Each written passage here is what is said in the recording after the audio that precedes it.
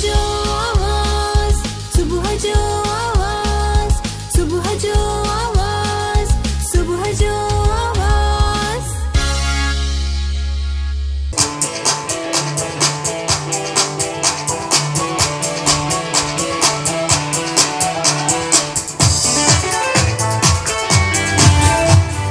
अस्सलाम वालेकुम and ji good morning मुझे तमाम व्यूवर्स के किए आयो ठीक आयो खुश आयो खैरियत से आयो। अस्सलाम वालेकुम हाशिम भाई, ज़िंदगी कीअं हाशिम भाई?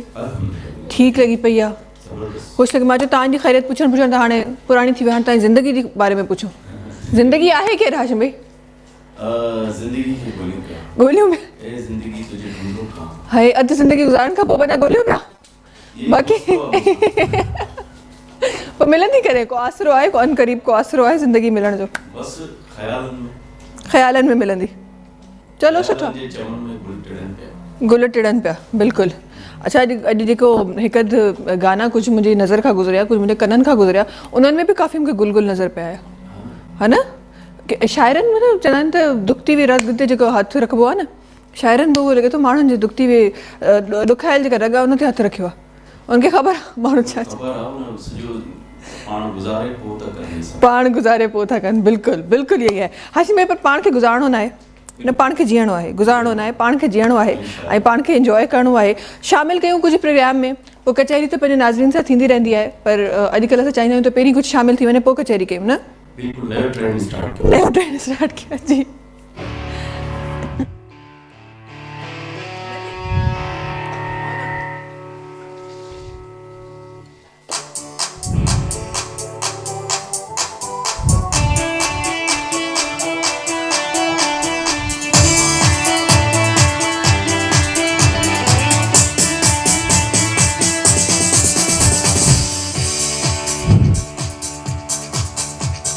अहिड़ो सजण मूंखे छो थो बणी, अल्लाह अहिड़ो सजण मूंखे छो थो बणी। ॾाढो थो बणी ओ सुहिणा, ॾाढो थो बणी, ॾाढो थो बणी ओ सुहिणा, ॾाढो थो बणी। अहिड़ो सजण मूंखे छो थो वणी, ओ अहिड़ो सजण मूंखे छो थो वणी। ॾाढो थो वणी ओ राणा, ॾाढो थो वणी, ॾाढो थो वणी ओ सुण, ॾाढो थो वणी। असांजी टीम लॻे थो स्पीकर खोलण विसरी वई आहे न हाशिम भाई? बटण घर पिया प्रेस थियनि।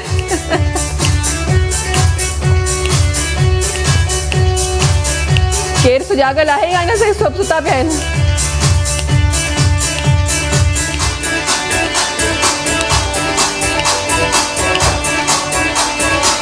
दर्दन मारी दिलड़ी बेचारी, दिलड़ी बेचारी, तो बिन सुहिणा सुञाए सारी, तो बिन सुहिणा सुञाए सारी। दर्दन मारी दिलड़ी बेचारी, तो बिन सुहिणा सुञाए सारी। वेहो अची, वेहो अची मुझे बेजो खणी, अल्लाह वेहो अची मुझे बेजो खणी। ॾाढो थो वणी ओ सोना, ॾाढो थो वणी, ॾाढो थो वणी ओ सोना, ॾाढो थो वणी।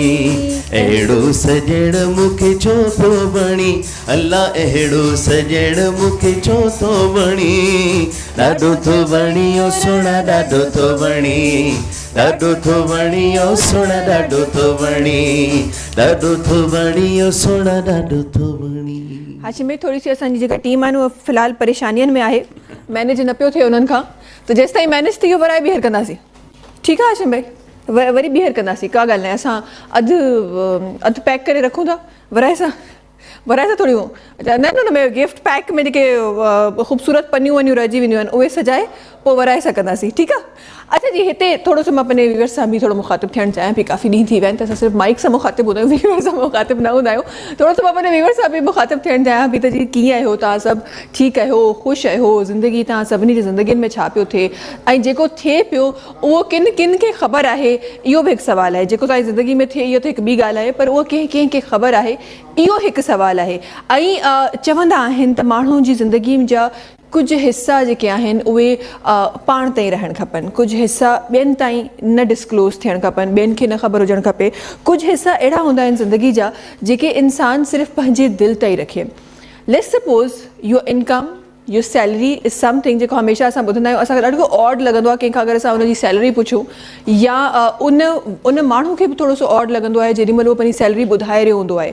सो इनकम इज़ समथिंग जंहिंखे सियाणनि चयो आहे त जंहिंखे तव्हां हिडन ई रखो त तव्हांजे लाइ वधीक बहितर आहे, ऐं उन माण्हू जे लाइ बि बहितर आहे जेको तव्हांखे ॿुधे थो, जेको तव्हां खां पुछे थो। बिकॉज़ तव्हां जेको कमु करे रहिया आहियो इट्स कम्पलीटली समथिंग एल्स, जेको तव्हां खां पुछी रहियो आहे ज़ाहिर आहे उहो ॿिए कैटेगरी जो आहे, ऐं ॿई शयूं जॾहिं मिक्स थींदियूं त न हिकिड़े लाइ बहितर थींदो न ॿिए लाइ बहितर थींदो। So your income is something जेको हमेशह तव्हांखे पाण लिकाए रखणु खपे, पाण ताईं रहणु खपे। हा, कुझु माण्हू ज़िंदगी में कुझु अहिड़ा माण्हू हूंदा आहिनि जेके जिन ते तव्हां रिलाए कंदा आहियो, त उहे हिकु ॿ माण्हू हूंदा आहिनि जिन खे तव्हां ॿुधाए सघो था, but otherwise your income, your earnings is your private thing, उहा ॿिए कंहिंखे ख़बर न हुजणु खपे। सेकेंडली, हिकु ॿी शइ जेका सियाणनि जो चवणु आहे त माण्हुनि खे न ख़बर हुजे, दैट इज़ तव्हांजी मंज़िल, योर गोल, जंहिं गोल ते तव्हां वञणु चाहियो था हुनजे बारे में पुछो ज़रूर, बट डोंट टेल अदर पीपल त तव्हां छा करणु चाहियो पिया।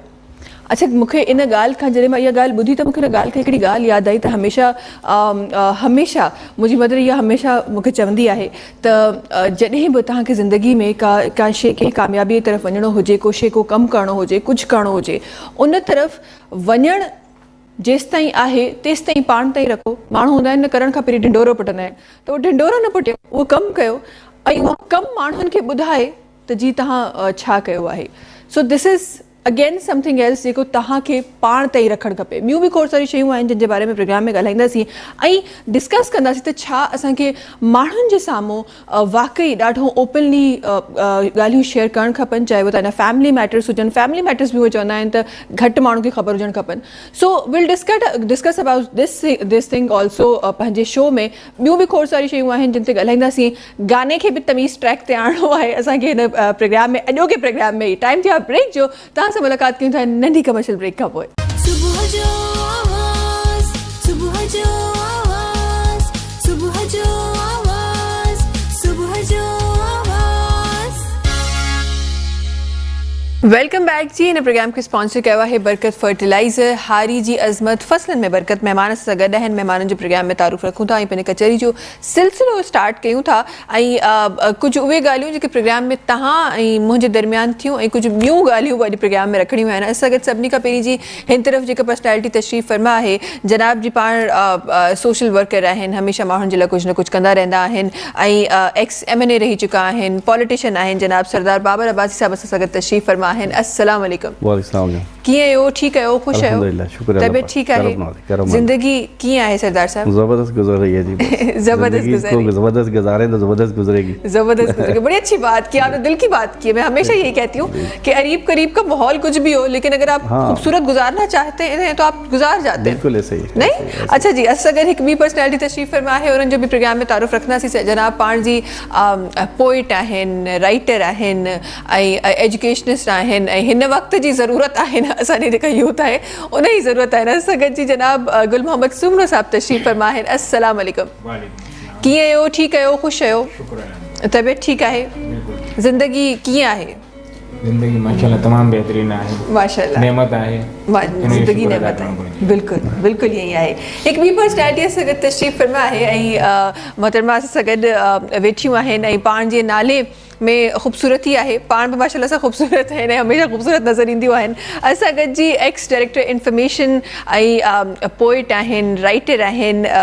असां गॾु रोशन तबस्सुम साहिबा तशरीफ़ फरमा आहिनि। अस्सलाम वालेकुम। वालेकुम अस्सलाम। कीअं आहियो? ठीकु आहियो? ख़ुशि आहियो? ख़ैर, शुक्र अल्लाह। तबियत ठीकु आहे? गुज़र थिए पियो। गुज़र थिए पियो। ज़िंदगी कीअं पई नज़र अचे?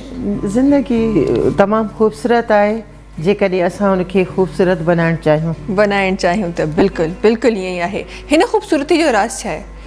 तबसुम साहिबा इंजो राज़ छा आहे? अलाए जो तव्हांजी अखियुनि जी ख़ूबसूरती आहे।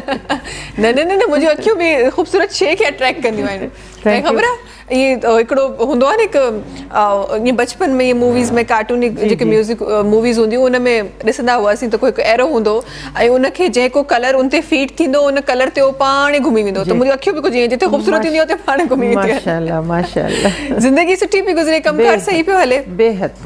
अल्हम्दुलिल्लाह। आप बताएं जी सरदार साहब, कहाँ कहाँ काम चल रहा है, क्या क्या काम चल रहा है, क्या क्या हो रहा है ज़िंदगी में? देखिए जी, ज़िंदगी में तो बहुत कुछ होता है। ज़िंदगी को आप जिस तरफ घुमाएं ऐसे ही घूमती है। और पहली बात है, देखें ज़िंदगी एक बड़ी नियामत है और ये सदा नहीं रहने वाली है, इसीलिए इसको अच्छे तरीके से जीना चाहिए, लोगों के काम आना चाहिए, ना कि अपने ही काम आते रहें। बिल्कुल अपने काम आते आते ज़िंदगी तो चली जाएगी, फिर जब चली जाती है तो फिर याद आता है कि यार कुछ कर जाते। तो आज हमारे पास मौका है, सब लोगों के पास मौका है। ऐसे हालात ज़िंदगी में आते रहते हैं, मुल्कों पे आते हैं, घरों पे भी आते हैं, लोगों पे भी आते हैं, लेकिन उसको सुधारना पड़ता है और लगन के साथ काम करना पड़ता है। अगर हम सब मिलकर करें तो इंशाल्लाह ज़िंदगी बड़ी खूबसूरत है और पाकिस्तान भी बड़ा खूबसूरत है। अल्लाह ने पाकिस्तान बहुत खूबसूरत दिया हुआ है। लेकिन हम या हमारे, मैं कहना चाहता हूँ कि जो नौजवान दोस्त बुज़ुर्ग रहनुमा मायूस हैं, मायूसी कुफर है। आप मेहनत करें, काम करें, स्ट्रगल करें और इंशाल्लाह अल्लाह ताला हमें ज़रूर वो मकाम देंगे अगर हम नियत से करेंगे। तो नियत का होना ज़रूरी होता है। बड़ी अच्छी बात की आपने। सबसे पहली बात है कि इंसान की नियत होनी जो है ना, वो अगर उसकी नियत दुरुस्त है तो अल्लाह ताला उसके लिए रास्ते ज़रूर बनाते हैं और बन जाते हैं। वाह, बड़ी ज़बरदस्त आपने बात की है। और जिस तरह आप कह रहे थे कि ज़िंदगी है, चली जानी है और इंसान कुछ करके चले जाए, तो मुझे बड़ी एक चीज़ मेरे जहन में आ रही थी कि इंसान अपनी ज़िंदगी में जिस वक्त से वो होश संभालता है वो हमेशा अपने फ्यूचर के लिए बड़ा परेशान होते कि मैं ये भी कर लूँ, मैं वो भी कर लूँ, और फिर अगर रिस्पॉन्सिबिलिटी उस पर घर की आ जाए तो फिर वो यहाँ से सेविंग, ये वो बड़ी चीज़ें वो करता रहता है। लेकिन द मोमेंट उसका जो वक्त मुकर्रर है वो ख़त्म हो जाता है, वो चीज़ें वही होती हैं, वो बंदा चला जाता है। बिल्कुल ऐसी है जी। तो वो चीज़ें जिनके लिए हम हर वक्त परेशान रहते हैं वो यही रह जानी है, वो अपने साथ तो नहीं ले जाता बंदा। असल यही समझ आ जाए इंसान को कि आपने जो कुछ खा पी लिया, जो किसी की अच्छी खिदमत कर ली, सबसे पहले देखिए अपने घर से ही शुरू करें। घर तो मस्ट है, जब आपके बीवी बच्चे हैं या वालिदैन हैं, बहन भाई हैं, उनसे ही शुरू होता है। आप उनसे उनकी रहनुमाई करना शुरू कर दें तो अल्लाह ताला आपके लिए, देखें इंसान एक चीज़ सोचता है ना, मैं अपने लिए सोचता हूँ कि मुझे ये चीज़ मिलनी है, वो मिल जाती है, तो मुझे अल्लाह का शुक्र अदा करना चाहिए कि अल्लाह ने दे दी। अल्लाह ताला हर इंसान को उसकी ज़िंदगी के स्टेज पे हर चीज़ देता है। जब इंसान माँ के पेट में बनता है, दुनिया में आता है ना, तो अल्लाह ताला ने उसकी पूरी हिस्ट्री लिख दी होती है, पूरी उसकी हिस्ट्री लिखी होती है कि कहाँ मुश्किल होगी, कहाँ अच्छा होगा, कहाँ एंड होगा। और अगर आपका माल दौलत अगर आपके पास अल्लाह ने दिया है तो अच्छे कामों में लगे था, तो वहाँ वही साथ होंगे जो आपके अच्छे काम होंगे। दुनिया का दुनिया में रह जाएगा, फिर वो जिस तरह से कोई यहाँ इस्तेमाल करेगा ऐसे ही आगे आपको वहाँ पूछ होगी। तो इससे बेहतर है कि इंसान अपनी चीज़ों को अच्छी तरफ ले जाए। देखें ज़िंदगी तो है, मुश्किल भी है, मुझे नहीं पता कल क्या होने वाला है, कल का तो नहीं पता ना किसी को क्या होने वाला है या थोड़ी देर बाद क्या होने वाला है। लेकिन इसीलिए इंसान की नीयत जो है ना वो बेहतर होनी चाहिए, बेहतर होगी तो इंशाल्लाह। और दूसरी चीज़ देखें, हमारे मुल्क में इस वक्त जो हालात बने हैं, सबसे पहली बात है कि मैं हमेशा हर प्रोग्राम में कहता हूँ कि हमारे सीनियर पॉलिटिशियन जो हैं, जो इसने बदतमीज़ी, तूफ़ान बदतमीज़ी की हुई है मुल्क में, मैं कहता हूँ कि कभी वो बैठ के सोचें कि वो ये कर क्या रहे हैं, अपनी आने वाली नस्ल को क्या पैगाम दे रहे हैं। और फिर कुछ साफ़ी, कुछ दोस्त कहते हैं वो जी बुज़ुर्ग रहनुमा, यार बुज़ुर्ग रहनुमा इतनी बदतमीज़ अल्फाज इस्तेमाल करे, कहो कि मैं इस वक्त नाम ले लेता हूँ। एक साबक जो कभी कहता है कि मैं 7 दफ़ा वज़ीर बनाऊँ, कभी कहता है मैं 15 दफ़ा वज़ीर बनाऊँ, मोहतरम शेख रशीद साहब, और उनकी जो ज़बान है मुझे दुख होता है और तकलीफ़ होती है, चाहे वो बिलावल के लिए हो या चाहे किसी के लिए भी हो। सीनियर पॉलिटिशियन को ये ज़ेब नहीं देता। हम अपने बच्चों को, अपने ख़वातीन को क्या पैगाम दे रहे हैं, क्या मैसेज दे रहे हैं, ये बड़े फ्लॉज हैं जो हमें नज़र आ रहे होते हैं। तकलीफ़ होती है। मैं ये कहता हूँ कि फिर वो कहता है कि मैं सियासतदान हूँ, मैं समझता हूँ उसको डूब मरना चाहिए, कोई भी हो, चाहे मैं क्यों ना हूँ, कि मैं अपने बच्चों को, अपनी कौम को, अगर मुझे अल्लाह ने ये मौका दिया है कि मैं असम्बली तक पूछता हूँ, अल्लाह के काम है, और मैं फिर वो बदतमीज़ी करूँ जो अल्लाह को भी पसंद नहीं, ना किसी जगह किसी चीज़ को, बिलखुसूस हम मुसलमानों को तो ये चीज़ ज़ेब ही नहीं देती ना। सही। अच्छा इतलाफ सरदार ज़रूर साहब होना यहाँ जी बिल्कुल, ये ज़रा यहाँ एक चीज़ जो हम आप तो खैर क्योंकि एज ए पॉलिटिशियन आप ज़रा पॉलिटिक्स वाले लोगों को ज़रा ज़्यादा तेज़ निगाह से देखते हैं, लेकिन मैं अगर जनरली बात करूँ हमारे अरीब करीब भी एक बड़ा कॉन्सेप्ट है हमारे पास। असां वटि गुल मोहम्मद साहब असां वटि हिकु कॉन्सेप्ट आहे त अच्छा ठीकु आहे जेको इन तरीक़े जो ज़ुबान ॻाल्हाए थो या जेके इन तरीक़े जा अल्फाज़ जेके ॻाल्हाए थो, असांजे अरीब करीब असां ॾिसंदा आहियूं फ़ौरन अल्फाज़ निकिरंदो आहे त हीअ त जाहिल आहे। छा पढ़ियल लिखियल माण्हुनि में त इहे शयूं ॾिठियूं, इहा जेका तरबियत जो फ़र्क़ु आहे, असां चवंदा आहियूं त जीअं अगरि असां पढ़ाए लिखाए छॾियूं माण्हू खे त शायदि उहो तमीज़दार थी वञे, पर पढ़ियल लिखियल माण्हुनि मां बि कॾहिं कॾहिं अहिड़ियूं शयूं असांखे नज़र ईंदियूं आहिनि। त छा असांजी पढ़ाई उन ट्रैक ते माण्हू खे वठी वञे थी जंहिं ते ट्रैक ते असांखे सही तरबियत या सही ज़ुबान या सही अल्फाज़ वारो माण्हू नज़र अचे थो? तालीम त हर को हासिल करे थो, पर कंहिं कंहिं शख़्सियत ते तालीम जो असरु थो पए, ऐं असरु उहो तॾहिं पवंदो आहे जॾहिं उहो इल्म खे सम्झण जी कोशिशि कंदो आहे। जॾहिं असां किताब पढ़ंदासीं, उस्तादनि जी तरबियत खे सम्झण जी कोशिशि कंदासीं त असांजे ज़हन ते उहो इल्म जो असरु पवंदो। जॾहिं असरु पवंदो त पोइ कॾहिं बि बदइख़लाक़ी बदतमीज़ी न थिए ऐं इंसान जे अंदरि हिकिड़ी सुहिणी बहितरीनु शख़्सियत पैदा थींदी, ऐं उहा शख़्सियत अहिड़ी हूंदी जो उन मां केतिरा ई इंसान, केतिरा ई नौजवान ईंदड़ नस्लूं सबक़ु हासिल कंदा। बिल्कुलु बिल्कुलु ईअं ई आहे।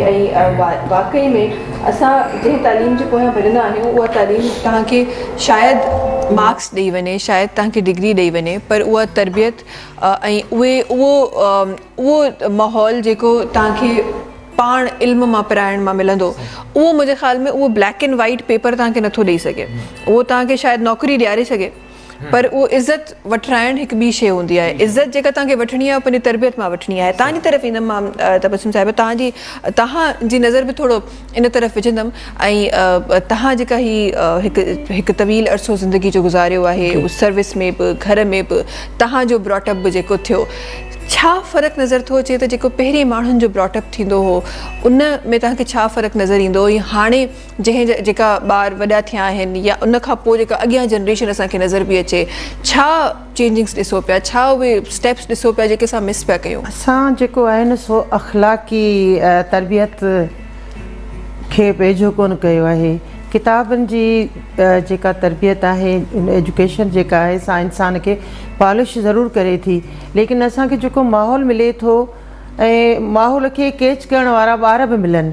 अॼुकल्ह जेके आहिनि न ॿार बि उहे ॿार न आहिनि जेके असीं हुआसीं, त ख़ाली पाणीअ सां मानी खाई बि असां शुक्र अदा कंदासीं, ऐं माइटनि जो अञा ताईं अंदरि में एतिरो एतिराम आहे जंहिंजी हद न आहे। हाणे घटि थींदो वञे, एतिराम रिश्तनि मां ख़तमु थींदो वञे ऐं रिश्तनि मां मोहबत ख़तमु थी वञे। हाणे असां वटि अची वई आहे लालच ऐं शख़्सियत परस्ती ऐं मुंहिंजो, ही बि मुंहिंजो, हू बि मुंहिंजो। जॾहिं अॾे हुन ॻाल्हि कई सियासतदाननि जी, त सियासतदान त मूंखे बिल्कुलु ई अॼुकल्ह कंगिला ई लॻंदा आहिनि, ऑल ओवर अख़लाक खां कंगिला आहिनि, उन्हनि खे कुझु बि न आहे रहियो। हू एतिरा पंहिंजो पाण में जेको आहे जज़्ब थी विया आहिनि त हुननि खे दुनिया जी का शइ नज़र कोन थी अचे ऐं सिर्फ़ु कुर्सी थी नज़र अचे। कुर्सी जेका आहे सा असांजे मुआशरनि खे नथी हलाए सघे, ऐं कुर्सीअ जो वजूद तॾहिं आहे जॾहिं तव्हां पंहिंजे वजूद खे क़ाइमु रखो। जॾहिं असांजो वजूद ई न आहे बाइज़त, असां कढी छॾिया आहिनि सभु शऊर लाशऊर, सभु कुझु सम्झ में अचे थो, लेकिन असां उनखे नथा सम्झूं। सिर्फ़ु इहो सम्झूं था त अॻे माण्हू खे असां डिग्रेड कीअं करियूं। जॾहिं इहा असांजे ज़हननि में इहे ॻाल्हियूं आयूं आहिनि त मां सुपर आहियां, मां ई सभु कुझु आहियां, त इहो ई जेका आहे न असांजे मुआशरे जो बिगाड़ आहे। हक़ीक़त में असां नाशुक्र आहियूं, उहो त अलाह साईं पंहिंजे कलाम पाक में इंसान खे नाशुक्रो चयो आहे। ऐं पर मां हिकु नाचीज़ इंसान जी हैसियत सां इहो चवंदुसि त पंहिंजे पाण मां जेको असां सम्झूं था मां आहियां, इहो मां कढी छॾियो। मां सिर्फ़ु गुरूर सिर्फ़ु रब खे जुगाए थो, असां इंसान खे नथो जुगाए, ऐं इन ई अल्फाज़ असांखे ज़मीनदोज़ करे छॾियो आहे। जॾहिं ऐं ॿियूं जेकॾहिं अचीवमेंट आहिनि, अलाह साईं असांखे जेको ग़रीब खां ग़रीब आहे, फ़क़ीर खां फ़क़ीर आहे या अमीर खां अमीर आहे, जेको सोचे थो त मूंखे हिन रस्ते ते वञिणो आहे, त असांजे अलाह असां वाइदो कयो आहे त तव्हां जेका ॻाल्हि सोचियो था, मुंहिंजी कुदरत उन ते कमु थी करे, ऐं 100% करे थी। वाह। इन जे करे असां सुठो सोचियूं त असां सुठनि रस्तनि ते हलंदासूं। ॾाढी ख़ूबसूरत तव्हां ॻाल्हि कई। इन ई ॻाल्हि सां गॾु मां ब्रेक वठणु चाहियां थी। नाज़रीन, टाइम थियो आहे ब्रेक जो। तव्हां सां मुलाक़ात कयूं था नंढी कमर्शियल ब्रेक खां पोइ। सुबुह जो आवाज़, सुबुह जो आवाज़, सुबुह जो आवाज़, सुबुह जो आवाज़। Come back. ऐं प्रोग्राम में थोरो सो हिन तरफ़ मां थोरो सो नज़र विझणु चाहींदमि। सदा साहब, आप माशाल्लाह से एक बड़ा एक तवील अरसे से एक काम कर रहे हैं आप, बहुत लोगों के लिए बहुत कुछ किया। ये जो सोशल वेलफेयर का काम आप लोगों ने स्टार्ट किया है, एज अ सोशल वर्कर आप काम कर रहे हैं, ये ज़रा किस्से कहानियाँ कहाँ से स्टार्ट हुई? ज़रा तो पहले तो मैं स्टार्टिंग पे नज़र डालना चाहती हूँ, फिर जो आजकल आप लोग काम कर रहे हैं ज़रा उस पर भी मैं नज़र डालूँगी कि ये स्टार्टिंग कहाँ से थी और फिर ये कैसे पॉलिटिक्स इन्वॉल्व हुआ, क्या क्या हुआ, कैसे कैसे हुआ? मैं शुरू से ही जो है ना, देखें, जब बचपन से जो मेरा एक शौक़ था, सबसे पहले मैं जब जैसे बड़ा हुआ थोड़ा, तो मुझे ये होता था कि मैं ब्लड दूं। ब्लड देने का, मुझे डोनेट करने का बड़ा शौक़ था। लेकिन अल्हम्दुलिल्लाह मैं दिया, बहुत दफ़ा दिया जाके, फिर दे के मिला भी नहीं उनसे किसको दिया किसको नहीं दिया। अपनी जो एक मतलब एक शौक़ होता था। फिर इसी तरह कोई कमज़ोर लोग होते थे, उन तक पूछने की कोशिश करता था, चाहे हम उसका कुछ ना कर सकें, लेकिन उनके साथ बैठ के बातें करना, उनको ये फ़ील कराते थे कि यार हम आपके साथ हैं। इस तरह करते करते अल्लाह का शुक्र है कि एक ऐसा जज्बा है आज भी कि सबसे पहले अगर कोई, शायद फैमिली को टाइम ना दे पाऊँ, लेकिन अगर किसी की कोई काम पड़ जाता है तो उसको कहता हूँ मैं आता हूँ। जा सकूँ या नहीं जा सकूँ, मैं उसको मना नहीं करता कि उसको दिल को ये लगे कि यार मेरे पास आता नहीं, आया नहीं है, लेकिन 100% कोशिश होती है कि किसी गरीब के पास, माजूर के पास, देखें आप अपने इर्द गिर्द देखें तो ज़रूरी नहीं होता कि लोगों को पैसे चाहिए, ज़रूरी नहीं होता कि लोगों को यही माल ही चाहिए। लोगों को आपके साथ, उनके साथ बैठ जाएं, उनके सर पे हाथ रख लें, उनसे अच्छी बात कर लें, तो उसके भी उनका दिल बड़ा हो जाता है। तो मैं समझता हूँ कि हम सब पे फ़र्ज़ है कि अल्लाह ने हमें, अगर कल हम क्या थे आज क्या है, अल्लाह ने हमें नवाजा है, तो इर्द गिर्द के भी अल्लाह ताला ने कहा है कि इनका भी ख्याल कर लें, इनसे भी जो है ना हमें। बाज़ दफ़ा ऐसा मैं देखता हूँ, एक तो बाज़ दफ़ा प्रोफेशनल लोग बने हुए कराची में कि जो ये मांग दांग कर रहे हैं, बाज़ दफ़ा ऐसे सफ़ेदपोश लोग होते हैं कि वो आपको नज़र ही नहीं आते, वो आपको ढूंढने पड़ते हैं। वो अगर उनसे कोई बात करें तो वो ये कहते हैं कि जी आप हमारे लिए कुछ कर लें, यानी कोई काम लगा के दे दें या कुछ हमारे लिए कर लें। तो बड़ी सोच होती है उनकी भी, और ऐसे हमने अल्लाह का शुक्र है काफ़ी काम किए। कई लोगों को छोटी छोटी वो लगा के दिए, कई लोगों को ये जो वेट की मशीनें लगे दी, चिप्स की जो ये छोटी छोटी मशीनें दोबारा लगे दे देते कि चलें यार आप अपना कुछ करें। और मैं ये कहती हूँ हमारे पास बड़ी, एक तो मैं तो कहती हूँ कराची बड़ा ब्लेस्ड है कि कराची में कोई भूखा नहीं सोता। हमारे पास जितनी NGOs हैं, जितनी फाउंडेशंस हैं, जितनी ऑर्गेनाइजेशंस हैं, मुझे पता है कि कराची में कोई भूखा सो नहीं सकता।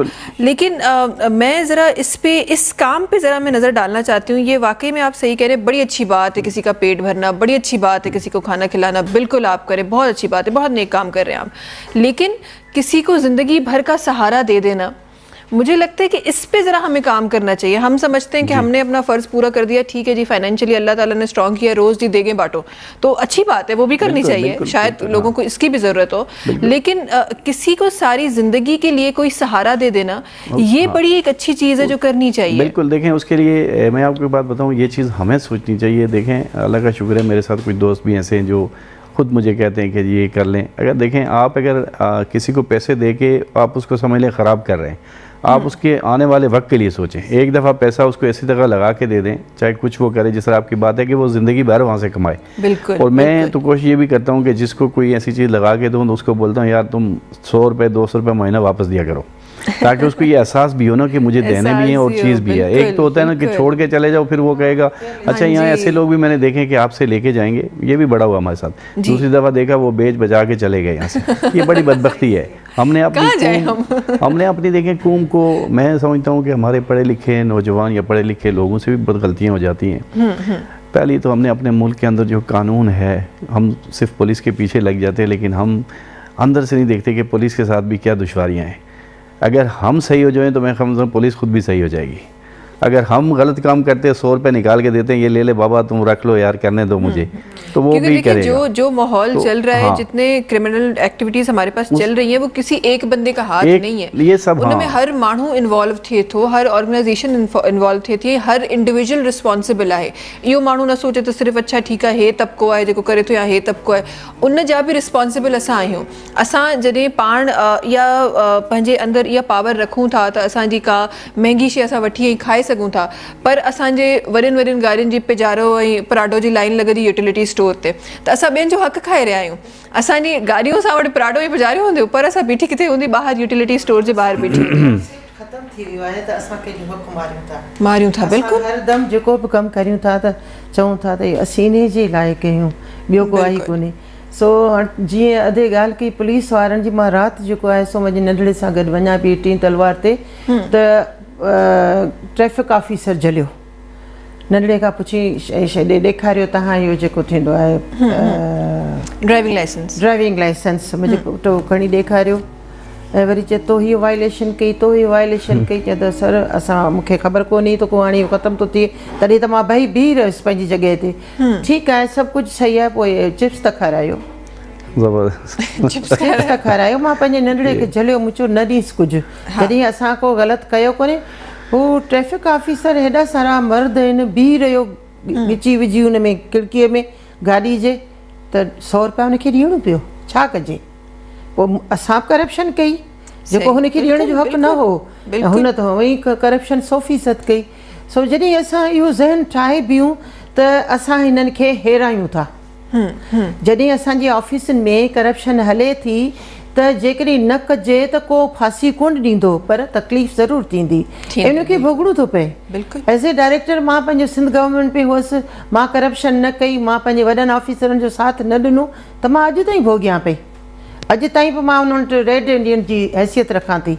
सही ऑफिसर कोन हुअसि, जेकॾहिं मां खां ऐं खारायां त सही ऑफिसर हुअसि, पर मां चवां थी जेकॾहिं सभु को इन ॻाल्हि खे सम्झे त हीउ जेको असां गिव एंड टेक करियूं था, उनजे लाइ खुलम खुला कलाम पाक में रब्बुल आलमीन चयो आहे त ॾियण वारा वठण वारा ॿई जहन्नमी आहिनि। जॾहिं असां रुॻी सिर्फ़ु वठण वारनि ते न, पर ॾियण वारा बि सोचियूं त असीं जहन्नमी कीअं था थियूं। सही। सो इन गिव एंड टेक खे पाण सां बि लाॻापियल रखिजे त मुंहिंजे ॾियण सां मां बि जहन्नमी आहियां ऐं हू वठण वारो बि जहन्नमी आहे। ऐं ॿियो हिन प्रोग्राम जी फ़ाइदो वठंदे मां हिकिड़ी ॻाल्हि चवंदसि त अॼुकल्ह हिकिड़ो फैशन थी वियो आहे ख़ुदकशियुनि जो। तव्हां महिरबानी करे असांजा जेके इदारा आहिनि इन्हनि ते के ख़ासि प्रोग्राम कयो, असां उन्हनि सां संपथी करियूं था। हिकिड़ो पीउ पंहिंजा 4 ॿार मारे, पाण खे बि मारे थो छॾे, इहो किथे बि क़ाबिले क़बूल न आहे, न इस्लाम में न मुआशरे में। असां उन्हनि सां संपथी करणु छॾे ॾियूं, असां अहिड़े क़िस्म जा के प्रोग्राम कयूं जो माण्हुनि खे अवेयर कयूं त एज़ ए मुस्लमान त तव्हां ख़ुदकशी खे ॾिसो त उनजी माफ़ी न आहे। ऐं जेके बचड़ा हू मारीनि था त उन्हनि वीचारनि कहिड़ो ॾोह कयो, उहे सभु गुनाह उन मां पीउ जे मथे आहिनि। ज़रूरी न आहे त पीउ पंहिंजे औलाद खे मारे पियो त सही थो करे, सही कोन थो करे, हू ॾोही आहे ऐं वरी पंहिंजो पाण खे बि मारे छॾे। त इन ते कुझु प्रोग्राम करियो त असांजा माण्हू सोचीनि त ख़ुदकशी हराम आहे ऐं ग़लति आहे। बिल्कुलु। अच्छा, इहे सिनेरियोज़ उते त नज़र असांखे अचनि था जिथे फाइनेंशियल इलाही घणा प्रॉब्लम आहिनि, माण्हुनि वटि खाइण लाइ कुझु कोन्हे, माण्हुनि वटि रहण लाइ जॻह कोन्हे। बट हींअर मूंखे रिसेंटली उहो केस यादि आयो जेको कुझु अर्सो पहिरीं कराची में थियो हो, जेको सिर्फ़ु कर्ज़े खणण तां इंसिडेंट थियो हो, जिन में उन्हनि सिर्फ़ु पंहिंजे ॿारनि खे न पंहिंजी वाइफ खे बि ऐं पाण खे बि मारण जी कोशिशि कई, पंहिंजी जान त वरी बची वई, पर उहा वाइफ ऐं उहे ॿार उन्हनि जी ज़िंदगी ऐं जॾहिं ज़िंदगी तव्हांखे कंहिंजी बि ज़िंदगी ते, चाहे उहो तव्हांजा पेरेंट्स हुजनि, तव्हांजा ॿार हुजनि, तव्हांजो हक़ न आहे। बिल्कुलु बिल्कुलु तव्हांजो बिल्कुलु हक़ न आहे हुन ते। त इहा वाक़ई तव्हां सही ॻाल्हि चई, इन ॻाल्हि जी अवेयरनेस ॾियण जी असांखे ज़रूरत आहे। जेकॾहिं तव्हां कर्ज़ छो था खणो, तव्हांखे ख़बर आहे त मां रुपयो कमायां थो त रुपयो ख़र्च करियो न, पंहिंजूं लाइबिलिटीज़ ख़तमु करियो, या हुतां वठी पोइ पछाड़ियो नथा ॾियो। ईअं बि न आहे न, कोई माण्हू कंहिंखे ॾिए थो त उहो त वापसि करिणो पवंदो। त माण्हू एतिरो ख़र्च करे छो जो पंहिंजे बचनि खे मारे? असांखे इहो बि असां अफ़सोस घणो था करियूं इन्हनि शयुनि ते, न अफ़सोस न कयो, असां अवेयरनेस ॾियूं त ही टोटली ग़लति आहे। बिल्कुलु ईअं ई आहे, बिल्कुलु ईअं ई आहे। अच्छा, हिते छो त ख़र्चनि जी ॻाल्हि थी आहे, कर्ज़नि जी ॻाल्हि थी आहे, त थोरो सो मां हिते पंहिंजे मुल्क जी एजुकेशन ते बि नज़र विझणु चाहींदमि। थोरो सो तव्हां एज़ एजुकेशनिस्ट कमु कयो पिया, त मां ज़रूरु इन ते बि नज़र विझणु चाहींदमि त असांजी एजुकेशन बि ॾींहं ॿ ॾींहं ॾाढी एक्सपेंसिव थींदी पई वञे। असां उनखे बि ॾाढो कमर्शलाइज़ करे छॾियो आहे। असां हाणे आम माण्हू अगरि कंहिं सुठे स्कूल में, सो कॉल्ड जंहिंखे असां सुठो स्कूल चवंदा आहियूं, उन स्कूल में अगरि को आम माण्हू पंहिंजो ॿारु पढ़ाइणु चाहे थो, त शायदि उहो पंहिंजे हिकिड़े ॿार जी त पंहिंजी इनकम जे थ्रू जंहिं तरीक़े जो असांखे सैलरीज़ मिलनि पियूं ऐं जंहिं तरीक़े जी असांजी इकोनॉमिक हालत आहे, शायदि असां पंहिंजे इनकम जे थ्रू कंहिं हिकिड़े ॿार खे त पढ़ाए सघूं, पर जे 4 ॿार आहिनि त उनखे पढ़ाइण जी असां उहा सख़्त नथा रखूं। ही जेको डिफरेंस असां वटि अचे पियो, ॾींहं ॿ ॾींहं उहो वधंदो पियो वञे, उहे फीसिस वधंदियूं पियूं वञनि, ऐं उनखां पोइ स्कूल्स जी जेके रिक्वायरमेंट आहिनि त उनजी यूनिफॉर्म हितां ई खपे, त शूज़ हितां ई खपनि, त बैग हितां ई खपे, जेको तव्हांजो सिलेबस आहे उहो हितां ई खपे। इहे शयूं अगरि इंसान ते ईंदियूं त ज़ाहिर आहे इंसान पोइ फाइनेंशियल जेका क्राइसिस आहिनि उन मां हिकु त असां हूअं ई असां गो थ्रू कयूं पिया, प्लस असांखे इहो टेंशन त असांखे पंहिंजे ॿार खे इल्मु ॾियणो आहे, तरबियत करणी आहे, असां उन में बि पूरा न पिया पयूं। इन जी परेशानियुनि जो हल छा निकिरंदा, इन जे बारे में तव्हां सां गॾु मां ॻाल्हाईंदमि, पर थोरी सी ब्रेक वठणी आहे असांखे। नाज़रीन, टाइम थियो आहे ब्रेक जो, तव्हां सां मुलाक़ात कयूं था हिन ब्रेक खां पोइ। सुबुह जो आवाज़, सुबुह जो आवाज़, सुबुह जो आवाज़, सुबुह जो आवाज़।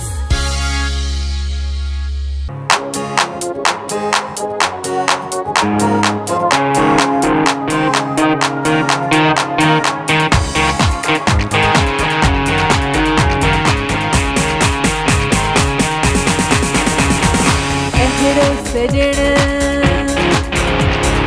अहिड़ो सजण,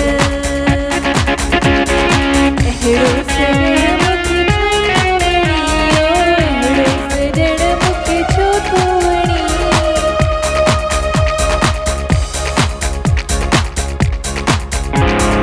ॾाढो थो वणी, सुण ॾाढो थो वणी, सजण मूंखे छो थो वणी, अल्लाह अहिड़ो सजण मूंखे छो थो वणी, ॾाढो थो वणी, सुण ॾाढो थो वणी, ॾाढो थो वणी, सुण ॾाढो थो वणी।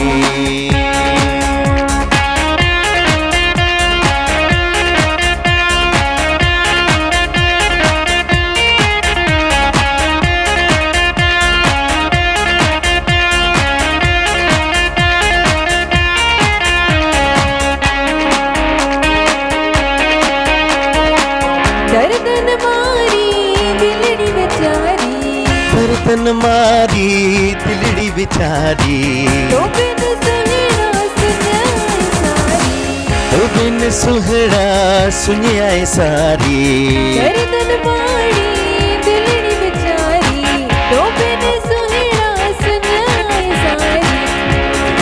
आई मुझो दिल जो दणी, अल्लाह पोहे आई मुझे दिल जो दणी, ॾाढो थो वणी,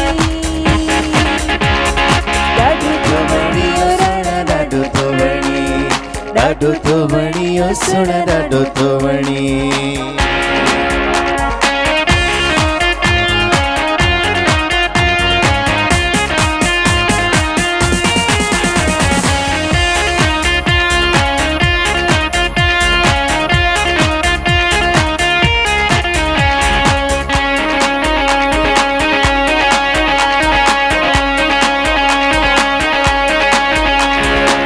दुख ॾिना थी मूंखे ॾाढा,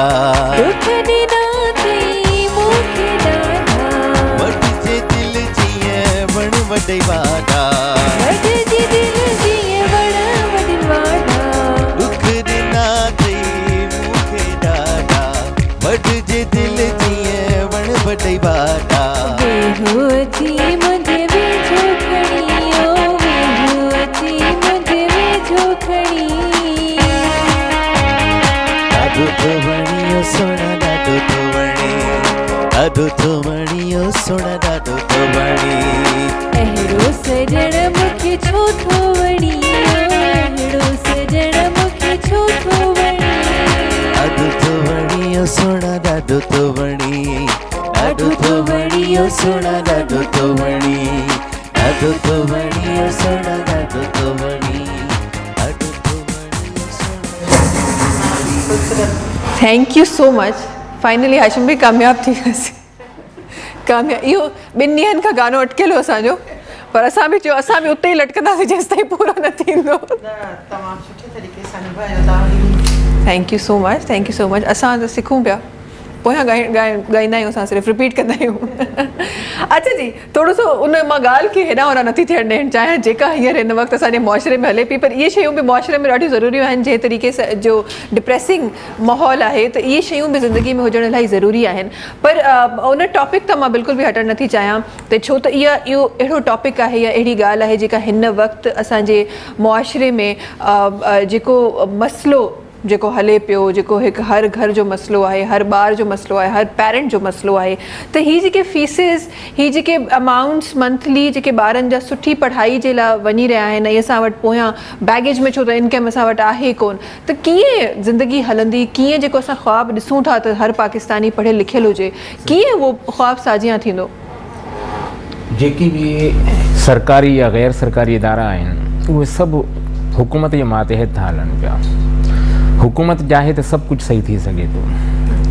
जॾहिं करोना जे ॾींहंनि में हुकूमत सभिनी माण्हुनि जो NIC ऐं ॿियो सिस्टम ख़तमु करणु चाहे पई, त जे माना करोना वैक्सीन न हणाईंदव त असां तव्हांजा NIC ख़तमु करे छॾींदासीं, पघारूं बंदि करे छॾींदासीं.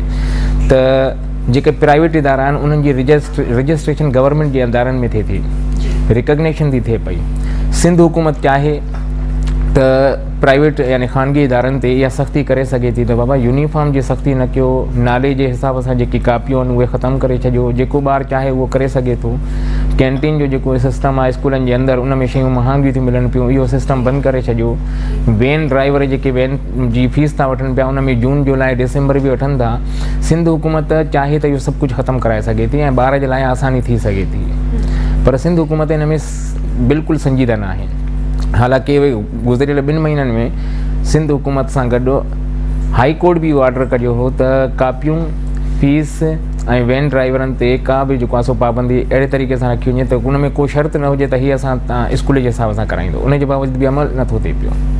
अच्छा, हिकु ॿी शइ जेका मूंखे तव्हां सभु इहे सभु शयूं ॿुधायूं पई त सभु ॿाहिरि शयूं आहिनि, बट उहे शयूं जेके असांखे नज़र ईंदियूं आहिनि, फॉर एग्ज़ाम्पल को जंहिं तरीक़े जी असां ॻाल्हि कयूं पिया त को माण्हू फीस नथो ॾेई सघे, नथो करे सघे, कंहिं तरीक़े सां हू पंहिंजी इनकम मां बचाए पंहिंजे ॿारनि जी शायदि फीस बि ॾेई सघे, पर वरी इहे डिमांड्स त असांजे स्कूल जे तरफ़ां इहे डिमांड्स त जीअं अॼुकल्ह मां उन्हनि ॿारनि खे बि ॾिठो आहे जेके लंच जो बि मेन्यू खणी ईंदा आहिनि, त असांखे इहा ई शइ खपे. ऐं जे घर जी शादी अगरि मानी अंडे सां गॾु जेको मुंहिंजे ख़्याल में मां पंहिंजे बचपन में इहो ई खणी वेंदी हुयमि, मां नाश्ते जी चोर हूंदी हुयमि, पर मुंहिंजे बचपन में बि इहो ई ट्रेंड हूंदो हो त मानी सां गॾु उहो ऑमलेट हूंदो हो जेको असांजी जेके मदर्स आहिनि उहे ठाहे पंहिंजे ॿारनि खे ॾींदी हो, विच इज़ मतिलबु हिकु रीज़नेबल हिकु शइ आहे जेका तव्हां पंहिंजे ॿार खे ॾियो था.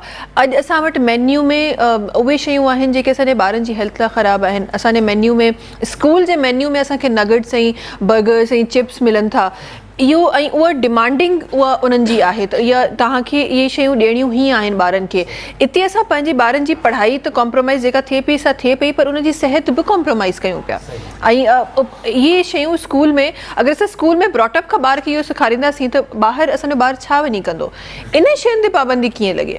इन्हनि शयुनि ते पाबंदी बि स्कूलनि खे मुतमिन कजे ऐं जेके NGOs जा इदारा आहिनि उहे मिली करे प्राइवेट स्कूलनि खे इन ॻाल्हि ते पाबंद कनि त बाबा तव्हां इन्हनि शयुनि ते छो था कयो. ऐं ॿी ॻाल्हि इहा आहे त जेकी बि शयूं तव्हां नाला खणो था इन्हनि सां सिर्फ़ु ऐं सिर्फ़ु मामूली तौर ते जिस्मानी सिहत ते असरु पए थो, बाक़ी ज़हनी तौर ते को बि असरु नथो पए पियो. असां नंढा हूंदा हुआसीं, तव्हां बि हूंदा हुयो, त उन में असांखे वालिदेन उहे शयूं ॾींदा हुआ जंहिंसां जिस्मानी न बल्कि ज़हनी नशोनुमा तमामु घणी थींदी.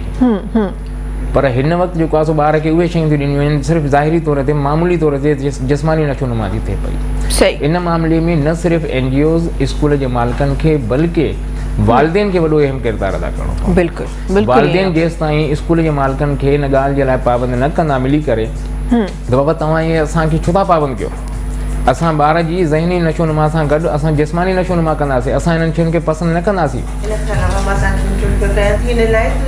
असां वटि हींअर सिर्फ़ु इहे मसइला किताब मतलब बसम साहिबा आई गेस तव्हांजो मुंहिंजी टीम मूंखे ॿुधाए पई तव्हांजो माइक थोरो प्रॉब्लम पियो करे ऐं मां पंहिंजी टीम खे रिक्वेस्ट कंदमि त जल्दी सां जो माइक थोरो सो जेको मसइलो हले पियो मसइला ॾाढा हिकिड़ो असां वटि असां मुआशरी मसइलनि ते वञूं या सभिनी प्रोग्राम जे मसइलनि ते वञूं माइक प्लीज़ चेक करे वठो अगरि मसइलो थिए पियो त थोरो सो मां हिन तरफ़ बि अचणु चाहियां थी इहे मसइला त असां वटि आहिनि ई तव्हांखे मां बिल्कुलु जॉइन कंदमि तव्हांजे माइक जो थोरी सी सेटिंग सही थी वञे ऐं इहे मसइला त असां वटि बिल्कुलु आहिनि ई बट सरदार साहब एज अ पॉलिटिशियन आप इन चीज़ों को किस तरह देखते हैं कि जो हमारे बच्चे का ब्रॉटअप हो रहा है और जिस तरीके की जगह पे हो रहा है जिन डिमांडिंग चीज़ों पे हो रहा है हमारा वो बच्चा जो जिसके लिए हम हमेशा परेशान होते हैं वो जो गांव देहात से बैठा हुआ है ज़ाहिर है उसको एक तो हमारी एजुकेशन हमारी कॉम्प्रोमाइज़ हो रही है हमारे गवर्नमेंट स्कूल्स में हमें वो एजुकेशन नहीं मिलती अफसोस के साथ मिलनी चाहिए लेकिन नहीं मिलती हमने जो कैटेगरी बनाई हुई है कि अच्छा ये गवर्नमेंट हॉस्पिटल है या गवर्नमेंट स्कूल है या गवर्नमेंट कोई भी इदारा है तो अच्छा ये गरीबों के लिए ये अमीरों के लिए क्योंकि ये प्राइवेट है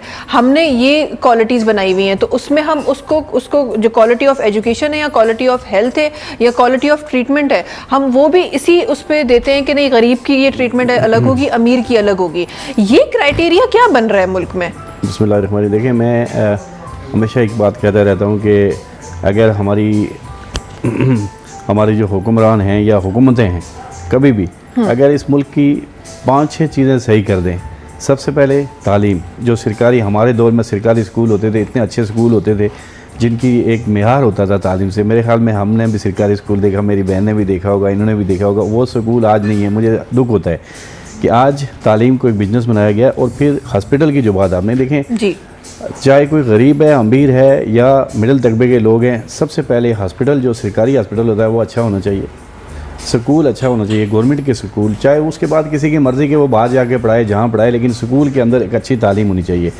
जिससे ये बात भाई की सही है कि मुझे अफसोस से कहना पड़ेगा कि सिंध पीछे है गवर्नमेंट के स्कूल तमाम जिस तरह बंद पड़े हैं उन स्कूलों की तनख्वाहें भी जा रही हैं उनके हर चीज़ जा रही हैं लेकिन बिल्डिंग में अंदर कुछ भी नहीं है ये बड़ी दुखदेह बात है ऐसी तरह से आप देखें मैं आपको बताऊं इस वक्त कश्मीर की सूरत हाल में आपको बताऊं 2 चीज़ें जो सिंध में फ्लड आया है इसी तरह कश्मीर के अंदर एक दफ़ा 5 अक्टूबर को जो ज़लज़ला आया था और उस ज़लज़ले ने एक कुदरती नुकसान तो होना ही होना था लेकिन लोगों ने अपने नुकसान ख़ुद भी किए उस वक्त हमारे यहाँ एक बड़ी बदबख्ती है जैसे आपने कहा कि अच्छा भला खाने वाला भी होगा ना वो भी मुफ्त के पीछे भागता है जब उसको कहीं मिलता है इधर से राशन आ रहा है उधर से फलाना आ रहा है ये जमा करो अपना घर भरो उस वजह से उन लोगों ने अपने रोज़गार छोड़े कारोबार मिस हुए आज वो लोग उसी चक्कर में लगे हुए हैं कहीं से मिल जाए कुछ यानी अपनी मेहनत नहीं करनी कहीं से मिल अब यही चीज़ मैं अभी अंदरूनी सिंध में गया था पीछे मैंने पूरा सिंध घूमा हुआ सिंध के अंदर भी यही चीज़ डाली गई है वो अब रोज़गार छोड़कर उसी चक्कर में है कि कहाँ से मुआवजा आएगा कहाँ से कुछ मिलेगा और उसी लाइन पे लगा दिया लोगों को कि बस इसी पे लगे रहो और कुछ नहीं करो बस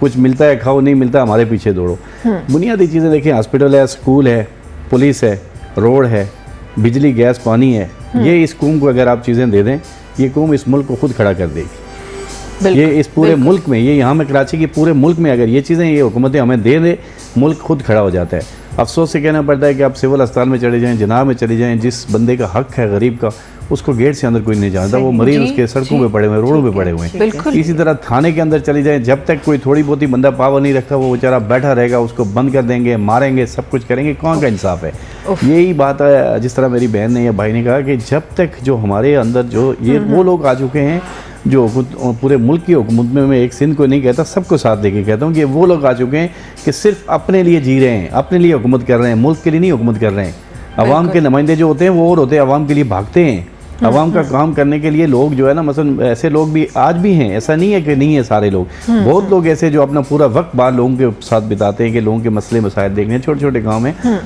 मैं समझता हूँ कि ये काम जब तक हमारी हुकूमतें साथ हमें भी मिलना पड़ेगा चाहे अगर अल्लाह ताला ने हम सब हमें अवाम को भी मिलना पड़ेगा ये हमें अपनी चीज़ों को दुरुस्त लेकिन आज भी हमारे जो स्कूल लूट रहे हैं और बच्चे बर्बाद कर रहे हैं बिल्कुल ऐसा मेरे अभी मैं एक भाई से बात कर रहा था कि मेरा एक अहम दोस्त है डिफेंस में उन्होंने कहा कि मैंने अपने बच्चे को बिगन हाउस से हटा दिया मैंने कहा वजह उसने मुझे कहा कि भाई बदतमीज़ हो गया है बदतमीज वो कहता है कि जो कुछ मैं कह रहा हूँ वो सही है अच्छा ये भी एक अलग अलमिया है इस पे भी जरा हम बात करेंगे और हमें सरदार साहब सॉरी आपकी बात काट रही हूँ ब्रेक की तरफ हमें जल्दी से जाना है तो ब्रेक की तरफ मैं जा रही हूँ लेकिन ये बदतमीजी के साथ साथ ये जो टाइकॉन हमें स्कूल्स नजर आते हैं या जो एरियाज नजर आते हैं वहाँ से बच्चों के सुसाइड केसेस भी नजर आते हैं टाइम थे ब्रेक जो नाज़रीन ते नज़र नसीब पर तव्हां सां मुलाक़ात कयूं था नंढी कमर्शियल ब्रेक खां पोइ सुबह जो आवाज़ सुबह जो आवाज़ सुबह जो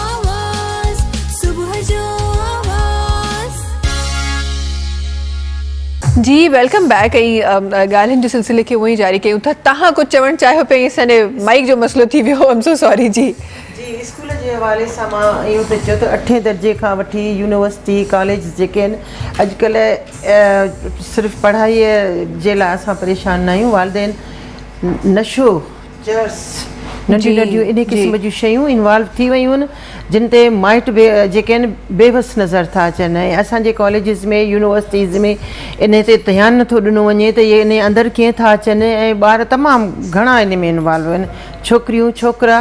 इहो त असांजो मुस्तक़बिल छा असांजे बचनि जूं ज़िंदगियूं तबाह पियूं थियनि। त गवर्नमेंट खे इन खे जेको आहे सो ॾिसणु खपे त इहे शयूं इन्हनि कॉलेजनि में यूनिवर्सिटीज़ में कीअं थियूं वञनि ऐं खुलम खुलाव ते ॿार इस्तेमालु था कनि। ऐं सुठनि स्कूलनि जे नाले ते तमामु घणो उन्हनि में इहो गंद थिए थो। बिल्कुलु बिल्कुलु। सरकारी स्कूलनि में घटि थो थिए ऐं जेके प्राइवेट कॉलेज यूनिवर्सिटियूं स्कूल आहिनि उते घणो थो थिए, छो त उते जेको आहे सो रुॻी ये मैं होता है और कुझु नहीं होता। जी तंहिंजे करे ॿारनि ते तवजो कोन थो ॾिनो वञे। छोकिरियूं छोकिरा गॾु वेठा आहिनि, कुझु बि कनि, कहिड़े तरीक़े जी गुफ़्तगू कनि, कीअं हिक ॿिए खे डील कनि, नो प्रॉब्लम। सो इन खे गवर्नमेंट ऑफ सिंध खे जेको उनजो इदारो आहे एजुकेशन जो या गवर्नमेंट ऑफ पाकिस्तान जा इदारा बि हिते कमु कनि था यूनिवर्सिटीज़ जी सूरत में, त इन शइ खे जेको आहे सो तमामु घणी नज़र घणो तवजो ॾियणु खपे। तवजो ॾियणु खपे, बिल्कुलु ईअं ई आहे। ऐं ॿियो त असांखे बजाए जो इन जे जो असां स्कूल्स सुठा सुठा स्कूल्स क़ाइमु करे ऐं बज़ाहिरी फिज़िकली तौर ते या कंहिं लैंग्वेज जी ज़ोर ते असां उन्हनि स्कूलनि खे सुठो चयूं, असांखे उन्हनि में तरबियत सुठी करणु खपे। तरबियत सुठी थिए त माण्हू उन स्कूल खे सुठो चए। पर असां वटि अफ़सोस त असां ॾिसण वारियूं अखियूं बि तबसुम साहिबा असांजूं अहिड़ियूं थी वियूं आहिनि त जिथे इहे सभु शयूं असांखे नज़र थियूं अचनि असांखे लॻे थो हीउ स्कूल ॾाढो सुठो आहे। उनजी पढ़ाई असां न बि ॾिसूं पर असांखे परे खां उहो स्कूल ॾाढो चमकंदड़ नज़र ईंदो। माण्हू ॿार तमामु घणी इहे शयूं थियूं आहिनि जी, पहिरीं कोन हूंदियूं हुयूं। जीअं जीअं मॉडर्न शहर पियो थिए, माण्हू असां सम्झूं था त असां बसि हाणे जेको आहे सो यूरोप थी विया आहियूं, पाकिस्तान यूरोप थी विया, सो कॾहिं कोन थींदो।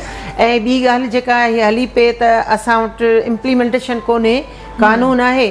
सिर्फ़ु इन करे त मां जेको आहे सो माफ़ी सां इहो चवंदुसि त असांजो पाकिस्तानी माण्हू जेको आहे न डंडे जे ज़ोर ते जेको आहे न हर कमु करे सघे थो, प्यार मोहबत सां, कानून सां हुन जेको तालुक़ु न आहे।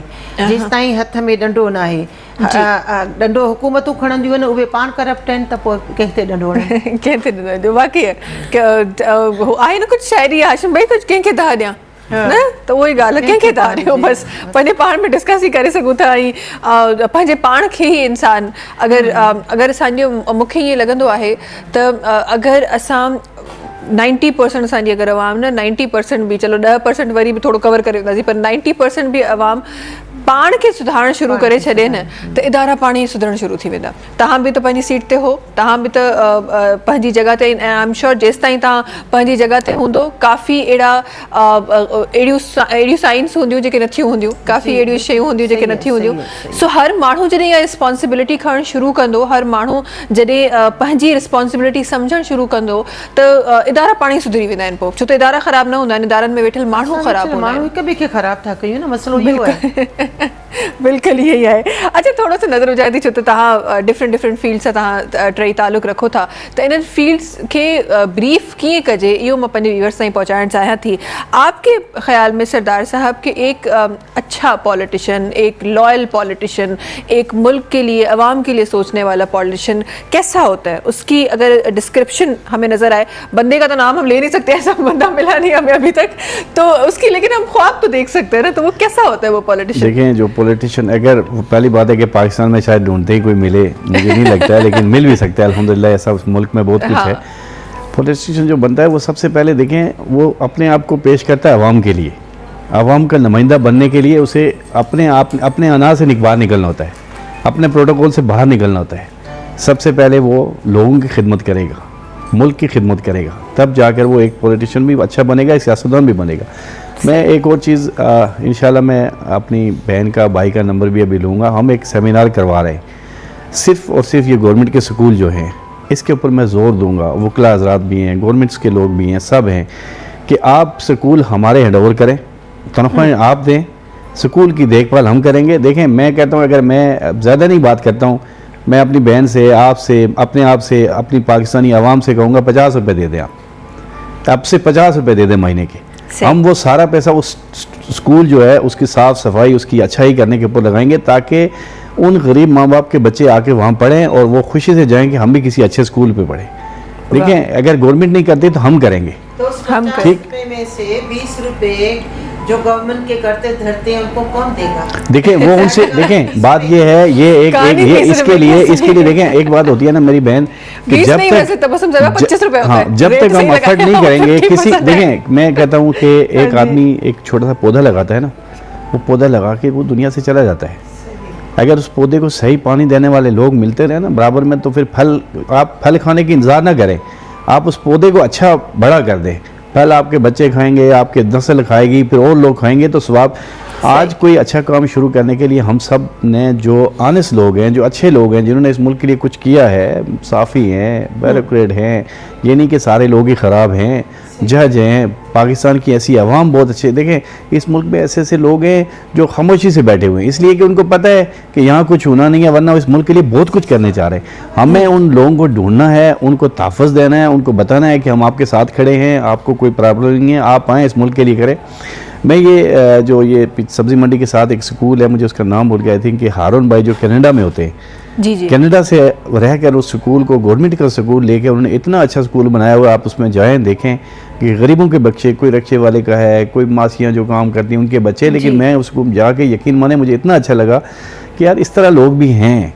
अगर आप देखें, आप अगर घर बैठे रहे करेंगे यार छोड़ें वो हो जाएगा, ये हो जाएगा, फिर कुछ नहीं होना। आपने हिम्मत करनी है, अल्लाह ताला मदद करने वाले हैं, दिलों के हाल भी अल्लाह भी तो जानते हैं। सबसे बड़ी बात है कि जिस बंदे ने अपने आप को पेश करना है तो वो अल्लाह को हाज़िर नाज़िर जानकर अगर कोई काम करेगा ना तो अल्लाह भी उसकी मदद फरमाएंगे। इसलिए कि जो अच्छा काम होता है, अच्छे काम के लिए निकलना चाहिए।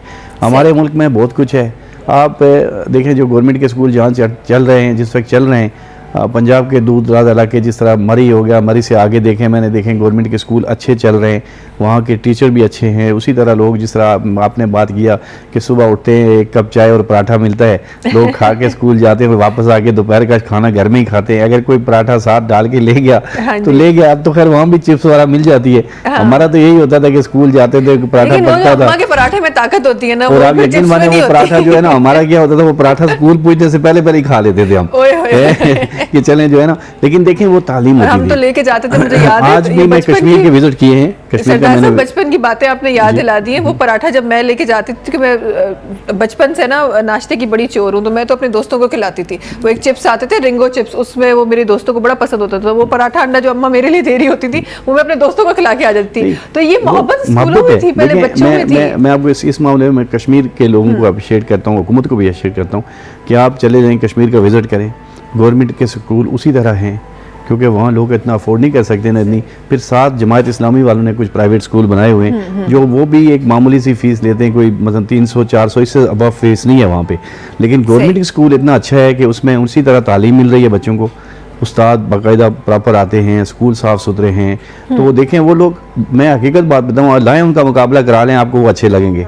उनकी टॉकिंग अच्छी होगी, उनकी तमीज़, हाँ, फीस ज्यादा है उतना लेकिन मैं अभी से ही बात कर रहा था कि आपने इस आंसर को देखें ना, आप नोट करें ना कि आज के बच्चों में अना और बदतमीजी कहाँ से आ रही है।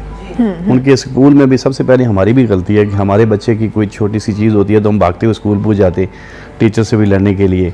फिर ये स्कूल नहीं है जी, एक फ़ीस ले रहा है, कोई 40,000 रुपये फ़ीस है, फिर ट्यूशन रखो, ट्यूशन वाला भी 20,000 मांग रहा है, 25,000 मांग रहा है, फिर उसकी वैन की फ़ीस भी है। एक बच्चा आपको 1 लाख में पढ़ रहा है, बिल्कुल। लेकिन आप बताएं कि उस 1 लाख में आपने, ये तो अल्लाह भी आपसे पूछेगा कि आपने इसको क्या तालीम दी।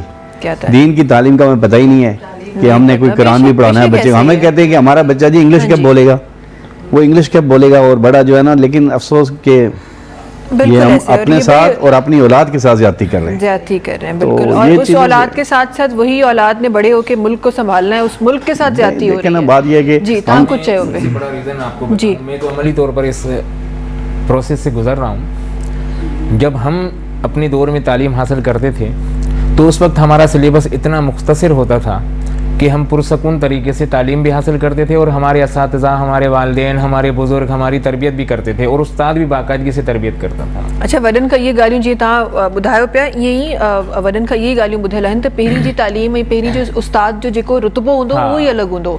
हिन वक़्तु सिलेबस एतिरो त वधी वियो आहे जो क्लास में 45 मिंटनि जे दौरान उस्ताद सिर्फ़ु सिलेबस थो कवर कराए पियो, हुनखे इहो टाइम ई नथो मिले जो हू तरबियत बि करे ॿारनि खे। तरबियत बि करे, ऐं ॿार बि एतिरो मुंझी पियो आहे, एतिरो उलझी वियो आहे जो ॿार सिलेबस खे पूरो करण में, यादि करण में, इम्तिहान मथां इम्तिहान ॾियण में, माना हुन ॿार जो तवजो ई नथो वञे पियो त मूंखे तरबियत बि के बि अमल करणो आहे। जी, उस्ताद खे वक़्तु न आहे जो हू तरबियत करे, ॿार खे वक़्तु न आहे जो हू तरबियत ते तवजो ॾिए, जंहिंजे करे हाणे ॿार अच्छा जेका तालीम ॾिनी थी वञे उन ते बि साईं जे मुताबिक़ मुकमिल तौर ते असां सभु सब्जेक्ट अंग्रेज़ी में था पढ़ायूं पिया।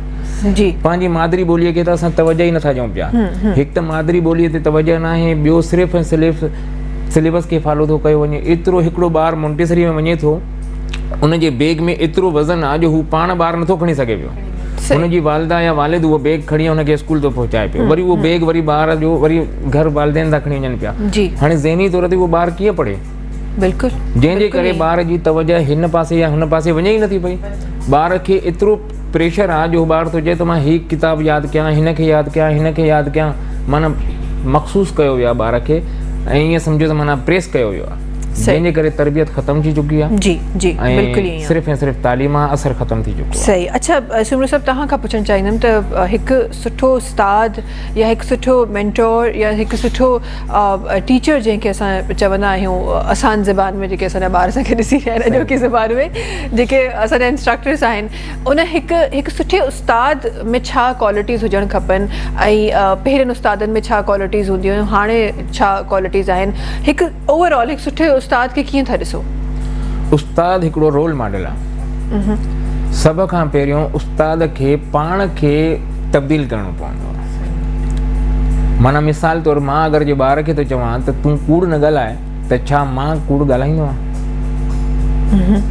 सभ खां पहिरियों उस्ताद खे पंहिंजो लिबास सही करणो पवंदो, पाण खे पंचुअल करणो पवंदो, पाण खे सुठो ॻाल्हाइणो पवंदो ऐं वॾे में वॾी ॻाल्हि इहा त ॿार जे अंदरि जेकी ख़ामियूं नज़र अचनि थियूं उन ख़ामीअ खे ख़तमु करण लाइ उस्ताद खे शफ़क़त वारो रवैयो इख्तियार करणो पवंदो। सही। जॾहिं शफ़क़त वारो रवैयो इख्तियार कंदो, ॿार खे सेपरेटली ऐं हुनजी माना नफ़्सियात जे मुताबिक़ हुनखे जेका तरबियत कंदो, भले पोइ साम्हूं सभिनी जे न त सेपरेट में चए जी बाबा तुंहिंजे अंदरि हीअ ख़ामी आहे ऐं हिनखे अगरि जे ख़तमु कंदे न त तोमें तमामु घणी क्वालिटियूं आहिनि। माना ईअं न त हुनजी सिर्फ़ु बुराई बयानु करे, हुनजी तारीफ़ बि करे त तोमें हे क्वालिटी आहे पर हिकिड़ी ख़ामी आहे, उनखे दूरि कंदे त दुनिया तुंहिंजी इज़त कंदी। सही। सम्झाइण जो तरीक़ेकार सम्झाइण इहो त तव्हां हिकु उस्ताद जी क्वालिटी ॿुधाई, पर हूअं बि चवंदा आहिनि त जॾहिं बि तव्हां कंहिं में ख़ामी ॾिसो त 10 तव्हांजो जेको पंहिंजो हूंदो आहे उहो 10 माण्हुनि में उहा ख़ामी कवर कंदो आहे ऐं अकेले में वञी उनखे पोइ दुरुस्त कंदो आहे। त तरीक़ो इहो हुजणु खपे। असां त उल्टा माण्हू, असां त ॻोल्हींदा आहियूं त कंहिंमें का ख़ामी मिले, असांजी हुनजा ॾाढो हुन ते निशानेबाज़ी कयूं, ॾाढो हुन ते ॻाल्हियूं कयूं त का ख़ामी कंहिंमें नज़र अची वञे। त जी बीएड जॾहिं असां कंदा आहियूं त बीएड में असांखे साइकोलॉजी पढ़ाई वेंदी आहे, नफ़्सियात पढ़ाई वेंदी आहे जी। त जेकी क्लास में 35-40 वारा पढ़नि था उन में हर कंहिंजी पंहिंजी नफ़्सियात आहे। कंहिं ॿार जो जेको आहे सो नफ़्सियात जे मुताबिक़ इहो अमल आहे त मूंखे सेपरेट चयो वञे, भले पोइ मूंखे 2 ठपूं हणी कढो। कंहिं ॿार खे सख़्ती कई वेंदी आहे, कंहिं ॿार खे हद खां वधीक प्यारु ॾिनो वेंदो आहे। पर अगरि जे मां उस्ताद जी हैसियत सां सभिनी खे हिकु नज़र सां ॾिसां त न बाबा सभिनी जी नफ़्सियात हिकु जहिड़ी हूंदी, मां सभिनी जी बेइज़ती करे हुनखे पढ़ायां त इहो ग़लति आहे। ग़लति आहे, बिल्कुलु बिल्कुलु। अच्छा तव्हांजी तरफ़ मां ईंदमि ऐं हिकु क्वालिटी जेका हर कंहिंखे ख़बर आहे एज़ अ ऑफिसर तव्हांजी ख़बर आहे, बट हूअं ई हिकु अगरि ऑफिसर जी नज़र ॾिसूं था, तव्हांजे डिपार्टमेंट जो चइजे या ॿियनि डिपार्टमेंट्स में चइजे, कंहिं बि ऑफिसर जी का सीट हुजे उनखे ॾिसूं त हिकु लॉयल ऐं हिकु सुठो ऑफिसर कीअं नज़र ईंदो, चाहे उहो गवर्नमेंट जो इदारो हुजे या प्राइवेट जो इदारो हुजे? तव्हां कीअं था सम्झो, कीअं इमेजिन था कयो हुनखे? मुंहिंजे ख़्याल में त अवल त हुनखे माण्हुनि खे डील करण जो तरीक़ो ईंदो हुजे। कोई बि अचे थो त हुनखे ॿुधिजे ऐं हुनजी परेशानी खे ॾिसिजे, पाण हल करण जे लाइक़ु हुजे त हुनखे करे। इन खां अलावा त जंहिं कुर्सीअ ते वेठो आहे त ऑफिसर खे सम्झणु खपे त हीअ कुर्सी मुंहिंजी न आहे, हीअ अलाह जी अता कयल हिकिड़ी नेमत आहे त आउं उनखे मिसयूज़ न कयां। मूंखे जेको कमु ॾिनो वियो आहे, जेको मां करे सघां थी त ॿिए खे तकलीफ़ में न विझां या उनखे वाधारे छॾियां। त असां वटि इहो रवाज बि आहे त असां कोई बि कंहिं बि ऑफिस में को बि माण्हू वञे थो पंहिंजे कम जे लाइ त उहे जेके आहिनि से माण्हू इहे फिरोन थिया वेठा आहिनि त असांखे फिरोन थियणु न खपे असांखे मदराना तबियत हुजे मर्द हुजे या औरत हुजे पर त शफ़क़त हुजे ऑफिसर में बि रुॻी टीचरनि में न ऑफिसरनि में बि शफ़क़त हुजे त हू ॿिए खे इंसानु सम्झनि असां वटि हाणे रवैया चेंज थी विया आहिनि कोई ऑफिसर के वेठो आहे कंहिं कुर्सी ते त सम्झो थो बसि मां ई आहियां ॿियो केर बि कोन्हे अॻे माण्हू जी इज़त रिस्पेक्ट कोन थी कई वञे त जेको मुंहिंजे साम्हूं मुंहिंजी मैडम चई इज़त कंदो दरवाज़े खां ॿाहिरि वेंदो मुंहिंजी गिला वञी कंदो इन में पंहिंजी बि नाकामी आहे ऐं जेको असांखे रिस्पॉन्सिबिलिटी मिले थी उनजी बि नाकामी आहे बिल्कुलु ईअं ई आहे नाज़रीन टाइम थियो आहे इन ॻाल्हि सां गॾु ब्रेक जो तव्हां सां मुलाक़ात कयूं था नंढी कमर्शियल ब्रेक खां पोइ सुबुह जो आवाज़ सुबुह जो आवाज़ सुबुह जो आवाज़ सुबुह जो आवाज़ जी वेलकम बैक अच्छा असां वटि जेके पर्सनैलिटीज़ पंहिंजनि शोबनि में त शाइन करे रहिया आहिनि पर हिडन टैलेंट्स बि आहिनि थोरो सो मां चाहियां थी त उनखे बि थोरो सो पॉलिश कजे थोरो सो स्टार जेके आहिनि उहे असांजे प्रोग्राम में बि शाइन थियनि कुझु तव्हांजा ख़ूबसूरत लिखियल अल्फाज़ मां चाहियां थी त असांजे नाज़रीन ताईं पहुचे तबस्सुम साहिबा पढ़े लिखे मुआशरे में कहाँ अब इंसान है पढ़े लिखे मुआशरे में कहाँ अब इंसान है लिबादा ओढ़े हर जगह बैठे शैतान है नसीबों पर धब्बे लगाने से अल्लाह नहीं मिलता नसीबों पर धब्बे लगाने से अल्लाह नहीं मिलता करता है खिदमत जो बंदों की वही महान है वाह वाह पढ़े लिखे मुआशरे में कहाँ अब इंसान है इज़्ज़त करके दफन महलों के तहखानों में इज़्ज़त करके दफन महलों के तहखानों में बहन बेटियों पे लगाते ये बहुतान है पढ़े लिखे मुआशरे में कहाँ अब इंसान है छपती हैं खबरें काली और मारी गई तबस्सुम छपती हैं खबरें काली और मारी गई तबस्सुम पढ़ते हैं गैरत का जनाजा जो गैरत से अनजान है पढ़े लिखे मुआशरे में कहाँ अब इंसान है लिबादा ओढ़े हर जगह बैठे शैतान है वाह वाह हिन टाइम ते जेको कुझु थी रहियो आहे तव्हां इन्हनि अल्फाज़नि में जी समायो आहे न राइट बस कोशिश कई आहे कॾहिं ज़िंदगी में तव्हांजी जेके अल्फाज़ आहिनि इहे त बिल्कुलु उन शइ ते रोशनी विझी रहिया आहिनि पर इंसानु कॾहिं अकेले में सोचींदो आहे त इंसान जा हथ ऐं इंसान जी जेका वस आहे उहो पूरो न पवंदो आहे न त इंसानु चाहींदो आहे त सभिनी शयुनि खे चेंज करे छॾे इहा फीलिंग इंसान जे अंदरि ईंदी आहे त काश मूं वटि अहिड़ो पावर हुजे की जादू जी छड़ी हुजे जेका मां हलायां ऐं चेंज थी वञे तमामु घणो बेवस आहे उहो कुझु चेंज नथो करे सघे छो त असांजे हथ में कुझु बि न आहे बेशक बेशक ईअं ई आहे पर दुआ मूंखे लॻे थो दुआ जी जेका रोशनी आहे उहा तबस्सुम साहिबा हर कंहिं वटि आहे ऐं ख़बर न हूंदी आहे त क़बूलियत जी घड़ी कहिड़ी आहे राइट सो उमेद ऐं दुआ जो दामन न छॾिजे उहो त ज़रूरी आहे जी एज़ ए मुस्लमान बि असांखे पंहिंजे अल्लाह पाक ते पंहिंजे रसूल ते एतबार आहे त हू असां सां गॾु आहिनि त पोइ का तकलीफ़ आहे ई कोन बिल्कुलु बिल्कुलु ईअं ई आहे तव्हांजी तरफ़ ईंदमि सुमरो साहिबु तव्हां जा बि ख़ूबसूरत अल्फाज़ मां चाहियां थी त असांजे प्रोग्राम में शामिलु थियनि असांजे नाज़रीन ताईं वञनि तव्हां छा पिया ॿुधायो टॉपिक तकरीबन सेम ही है इंसानियत के मुताबिक है जी गज़ल हर तरफ इंसान मरन था ना ही रही इंसानियत हर तरफ इंसान मरन था ना ही रही इंसानियत जीरा के बार सड़न था ना ही रही इंसानियत कूड़ धोखो ठगी ऐं ग़ीबत आम थी वई आहे कूड़ धोखो ठगी ऐं ग़ीबत आम थी वई आहे नाले में सभु क़ुरान पढ़नि था ना ही रही इंसानियत एहसास ऐं मोहब्बत ख़तम थी वई आहे रिश्तनि मां एहसास ऐं मोहब्बत ख़तम थी वई आहे रिश्तनि मां भाव हथां भाइर कुसनि था ना ही रही इंसानियत महफ़ूज़ न आहे इज़त कंहिं बि न्याणीअ जी महफ़ूज़ न आहे इज़त कंहिं बि न्याणीअ जी मासूमनि जा लाश मिलनि था नाहे रही इंसानियत। ख़त्म थी वियो आहे ख़ौफ़ ख़ुदा जो माण्हुनि मां, ख़त्म थी वियो आहे ख़ौफ़ ख़ुदा जो माण्हुनि मां, दोज़ख खां बि कोन डिॼनि था नाहे रही इंसानियत। आख़िर में आहे ईमान बणियो आहे माल ऐं दौलत माण्हुनि जो, ईमान बणियो आहे माल ऐं दौलत माण्हुनि जो, हराम जी दौलत हक़ सम्झनि था नाहे रही इंसानियत। वाकई में ये अल्फाज इंसान जॾहिं मां इन्हनि अल्फाज़नि खे सोची रही हुअमि त मां इमेजिन करे रही हुअमि जेके जेके शयूं दुनिया में थी रहियूं आहिनि वाकई ईअं ई आहे, सभु ईअं ई आहे।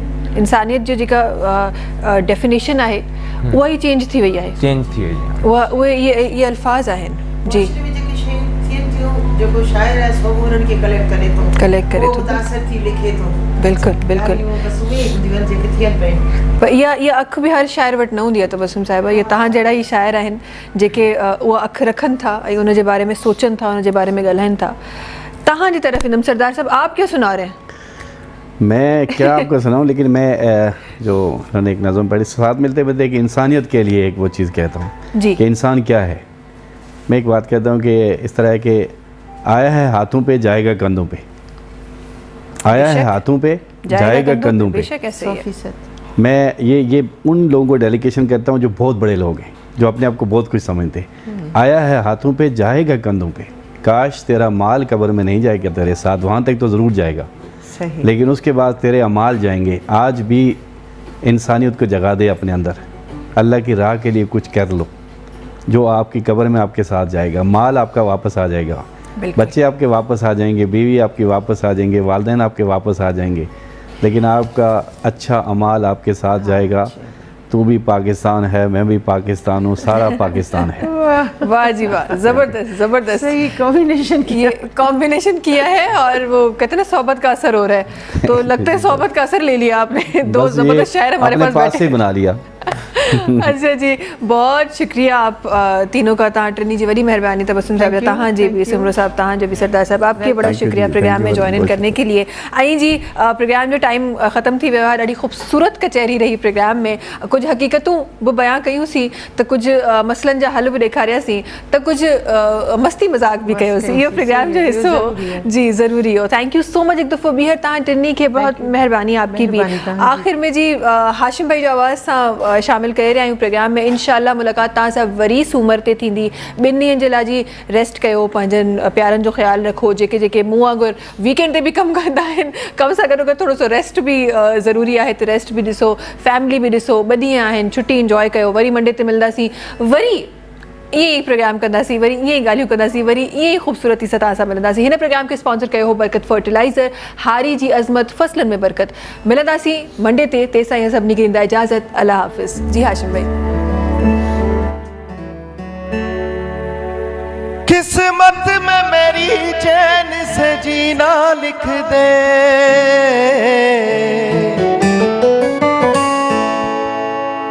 डूबे न कभी मेरा सफीना लिख दे। जन्नत भी गवारा है मगर मेरे लिए ऐ कातिबे तकदीर मदीना लिख दे।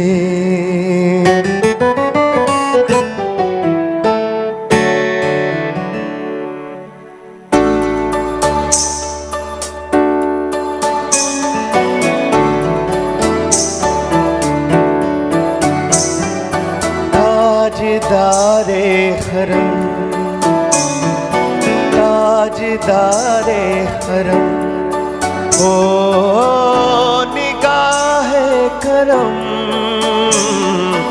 ताजदारे हरम, ओ निगाहे करम। हम गरीबों के दिल भी सवर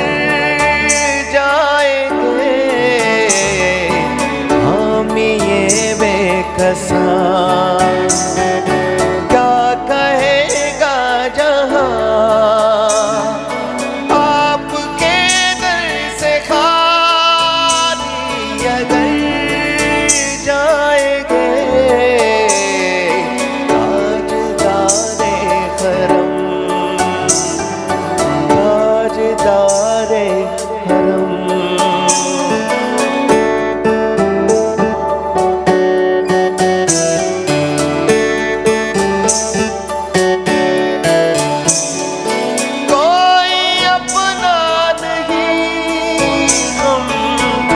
के मारे हैं हम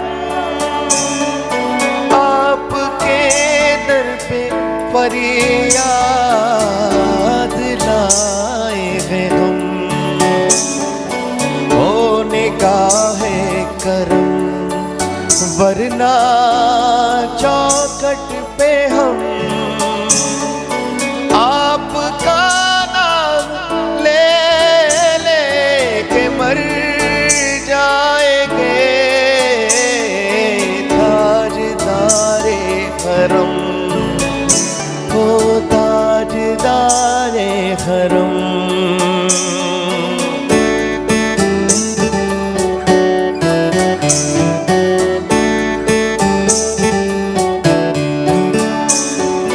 क्या तुमसे कहूँ है रब के कुंवर तुम जानते मन के ये बतियाँ दार फुरकत तो आए मिलकत काटना कटती है रतिया तोरी प्रीत में सुध बुध सब बिसरी कब तक रहेगी ये बेखबरी गाहे बफ गबंदीदा नजर कभी सुन भी तो ले हमारी बतियाँ आपके दर से कोई न खाली गया आपके दर से कोई न खाली गया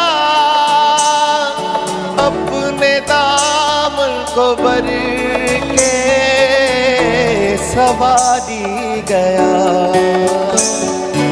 ओ हबीबे हज़ी पर भी आका नजर